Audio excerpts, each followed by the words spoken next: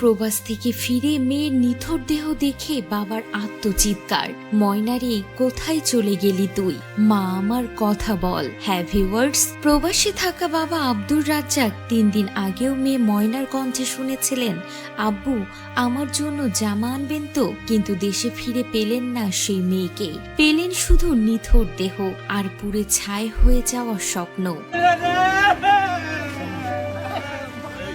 হ্যাঁ ভিউয়ার্স, বাহরাইনের রোদে গ্রামের শ্রম নিয়ে আব্দুর রাজ্জাক কেবল একটি স্বপ্ন দেখতেন, মেয়ের মুখে হাসি ফোটাবেন। নাম তার ময়না, বয়স মাত্র 9 বছর। 9 বছরের ফুটফুটে মেয়ে 3 দিন আগেও ফোনে বলেছিল, আব্বু আমার জন্য জামা আনবেন তো, আমি কিন্তু এখন অনেক ভালো করে পড়ছি।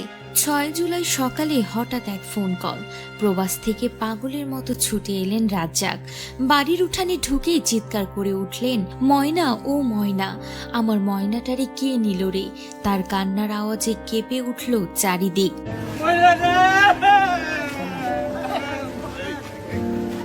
গ্রামের বাতাস যেন ভারী হয়ে গেল শোকে, আর তার আহাজারি দেখে পাশের মানুষেরাও চোখের পানি ধরে রাখতে পারছেন না। এই কান্না ছিল শুধু একজন বাবার না, পুরো সমাজের বিবেকের কান্না।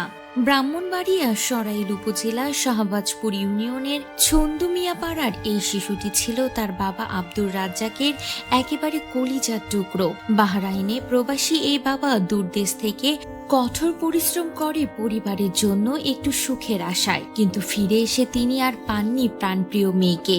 ময়নার নিষ্পাপ জীবনটি নির্মমভাবে কেড়ে নিয়েছে কিছু নরপশু, যারা তাকে মসজিদের মতো পবিত্র জায়গায় ফেলে রেখে গেছে। এমন নৃশংসতা জাতির কাছে, বিবেকের কাছে লজ্জাজনক। আমাদের সমাজে একটা নাবালিকা শিশু কি নিরাপদ নয়? যে বাবা আশা করেছিল দেশে ফিরে কলিজার টুকরা ময়নাকে জামা দিবে, সে বাবা ফিরল ঠিকই, কিন্তু সে পোশাক পরার জন্য ময়না আর বেঁচেই রইল না।